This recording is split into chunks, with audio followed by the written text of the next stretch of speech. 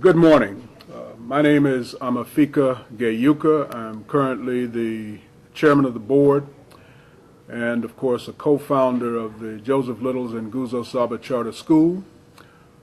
Sitting at the dais with me this morning is Ms. Dolores Smart, the principal of our school.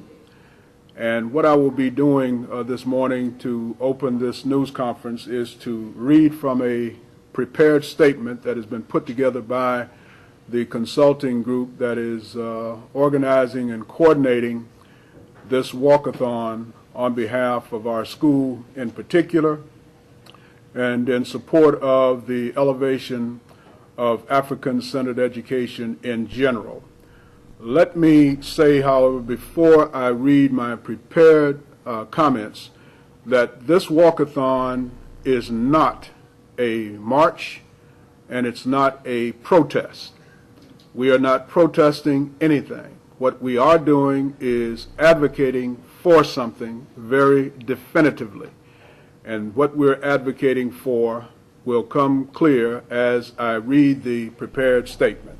But I did feel it was important to indicate to people that we're not doing any of this to protest. Black people are too often associated with protesting against something that someone else is either doing to us that we don't like or not doing for us that we would like. And I believe that Sister Zuri Daly has joined us, so will you come on and join us at the table? Right. Thank you. Now I will read the prepared statement and then we will be happy to field questions from you all. Incidentally, Ms. Zuri Daly is with the Izania LLC. That is the organization that is organizing and coordinating this walkathon on behalf of African-centered education and the raising of funds to support the Joseph Littles-Nguzo Saba Charter School. The Joseph Littles-Nguzo Saba Charter School is the only African-centered public school in the state of Florida. Chartered on December 8th of 1998, JLNSCS commenced operation on January 20th of 1999 in temporary space courtesy of the Urban League of Palm Beach County. The school celebrated its 10th anniversary on January 20th of 2009, the same day that Barack Obama was inaugurated the 44th President of the United States. Joseph Littles-Nguzo Saba Charter School targets students who are severely at risk of failure in traditional public schools, and too often that description is synonymous with children of African descent. Discussions abound referring to the so-called achievement gap between black students and their white, Latino, and Asian counterparts, always with blacks being depicted as the deficient or the inferior group. There is an ongoing debate and research about the possible effects this denigration has had and is having on children of African descent as they attempt to navigate their way through an education system which accepts as a given that they are of innately inferior stock.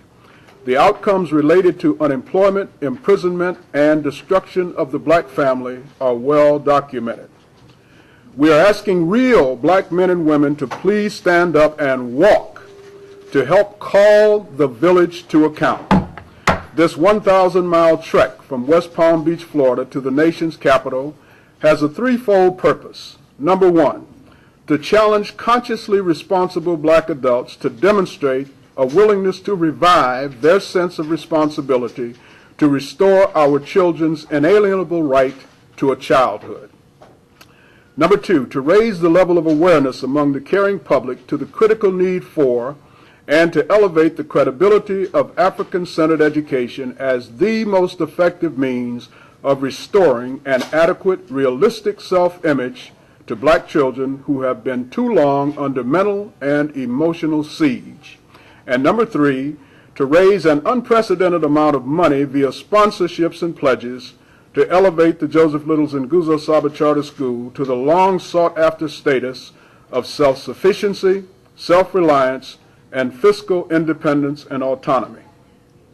In so doing, we intend to prove by example that the African American community can and will take on the responsibility of becoming the primary source of funding for the effective education and development of our own children, just as our Jewish and Catholic counterparts have long done. In this walkathon to elevate African-centered education, we expect hundreds to participate as walkers along the route and thousands to join the victory celebration to follow our presentations at the U.S. Department of Education and the White House in Washington, D.C. And we're asking the viewing and listening audience, can we expect your support? With that, we'd be happy to field questions from the press and the public. Hi. Yes, sir. Is there a group of people that will be walking each a short segment, or is somebody going to actually try to walk 1,000 miles, or how's it going to work? Well, I, of course, have made a commitment that I will walk the entire distance from West Palm Beach to Washington, D.C. The feeling is that if a 69-year-old guy is willing to make that kind of commitment and step up to the plate, then certainly there are a lot younger and more energetic and perhaps even healthier people out there who may be willing to take up the challenge to join me. Our organizational plan, as put together for us by our consulting group, is that we will seek to organize groups of people or contingents in each of the counties that we will travel through on our way to Washington, D.C. Of course, we're going through 5 states, and there's about 35, I guess, or so counties. So the idea is that however many people may join me for the entire distance or larger distances along the way, what we're primarily counting on is that in each county that we go through, there will be a contingent of people who reside in that county who will meet us at their county line and walk with us to the northern county line. And each of them hopefully fundraising. Exactly. Each of them will be asking and taking up pledges for the distances that they will walk, whether they're limited to within their own county or whether they will walk a longer distance than just the length of their county. Any idea how long this will take you? 30 days. We have timed it in such a way that we should arrive, of course this is barring unforeseen things such as extremely bad weather, hurricanes for example. We don't anticipate that, but we have to be prepared in the event it does happen. Accidents could cause us to be delayed, but we anticipate that at the pace that we will be going, which essentially is 3 miles an hour, we will walk for approximately 11 to 12 hours a day, and that would put us in Washington, D.C. on or by the 12th of August. Wow. That's very impressive. Well, thank you. You mentioned something about Jewish education, Catholic education. Is there a concern that if you put yourself necessarily in that same group? I know that, for example, if you're a religious school versus cultural, that you can't get funding, certain funding because of that religious aspect. So do you necessarily want to step into that area, or are you using that as an example of cultural background? The latter. The latter. In fact, we are very respectful of and appreciative of the fact that it is accepted as a given that it's valid for children of Jewish descent to receive their non-racial or cultural education within the context of their culture. In other words, their academic education is more effective when it's given to them or conveyed to them within the context of their own culture, their own heritage, their own history, the experience of their own people, etc. The same thing with Catholics. No one questions or challenges that. However, it is patently unfair for folks to then say, for children of African descent to be educated within the context of an understanding and appreciation of their history, heritage, and culture, that somehow that smacks of racism in reverse.